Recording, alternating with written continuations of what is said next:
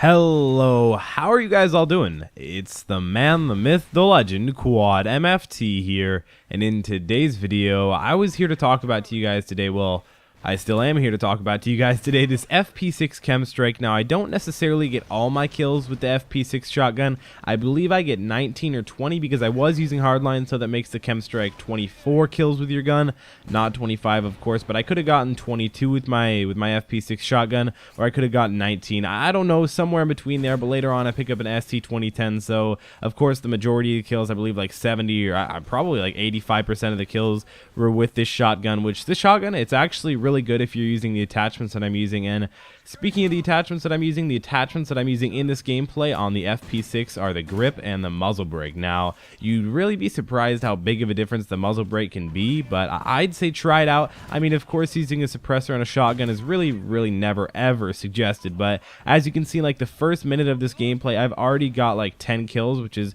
pretty freaking good, especially on COD Ghost, because something else that I'm here to talk about to you guys today is the fact that COD Ghost, you know, it's not a rushing game, and I'm sure this isn't the first time you guys have ever heard this, and you know, I'm definitely one of the people that enjoyed rushing around. You know, I did it smart, I did it smartly, I really don't know even if that's a word, but I did it intelligently, and I would, you know, have some pretty good map awareness. I don't have the most amazing gun skill in the game. That's not why I'm a really good player. It's because I was extremely aware. I knew what to do, and I don't know, I just performed, and you know, that's the way you got to do it in Call of Duty Ghosts. But the way you have to do it in COD, or excuse me, I mean that's the way you got to do it in like Modern Warfare 3 and Black Ops 2 and Black Ops 1 and all those previous Call of Duty games. But this game, Call of Duty Ghosts, you know, it completely, just overall completely switched it up. It really surprised me, really realizing that, you know, you gotta really play defensive. As you can see in this gameplay, you guys are probably like, wait, why the heck hasn't he gotten his specialist bonus? You know, and it still gives me those points on the screen that I got my specialist bonus, but for some reason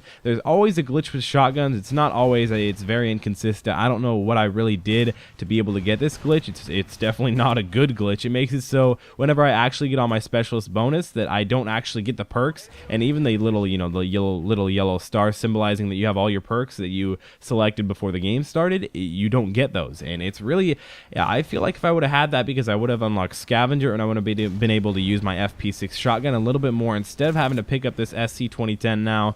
Don't get me wrong, the SC2010, it's a good gun. It's got kind of a weird camo on, you know, I guess it kind of matches the map, but I feel like we all know that camos, you know, they really don't make a difference. And I hope Infinity Ward and Activision realize that, you know, I don't really think most people, honestly, unless you're some sort of weird tryhard that doesn't play a lot of Call of Duty and thinks this is like a war simulator, is actually trying to, you know, like fit into the environment.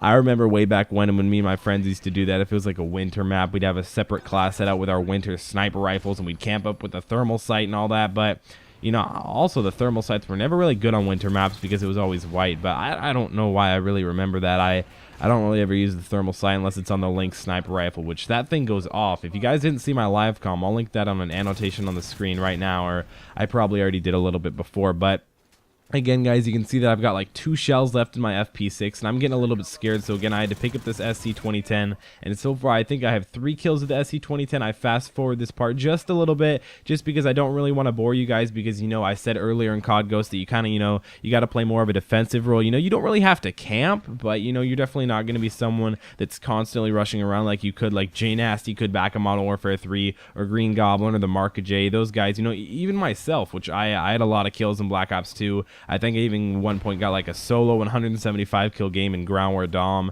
which that's a lot of freaking kills, especially for solo. But right there, I do pick up the Chem Strike, and you know, Chem Strikes, they're very similar to the Mob. In fact, they're just like it, and I actually do go on a 35 gun streak, which I believe is my longest gun streak in Call of Duty Ghosts. I had some odd 87 gun streak in way back when in Modern Warfare 3, but this is still good. This is a pretty good freaking gun streak, at least in my opinion. I enjoyed getting it. You know, I didn't really, you know, try and not play really aggressive, because, you know, once I get that Chem Strike, I really want to go out and I want to play aggressive and I want to rush around, which that's what I really miss about Modern Warfare 3. I really wish, you know, they would have added maybe one or two points of extra health. Well, not 1 or 2 extra points, but it would have taken 1 or 2 more extra bullets, because, you know, when you're going around that corner and you get shot and then you die and you're like, dang, man, I knew I made it around that corner. You know, that's what I miss. I miss being able to do that and, you know, make those little clutch movements instead of just being able to get shot out really easily. But you can see I'm tearing it up with this assault rifle. So hopefully you guys enjoyed the gameplay. Make sure to leave a like down below if you did already, or if you didn't already, make sure to subscribe if you're new. It's been Quad MFT, and I'll see you guys in the next video.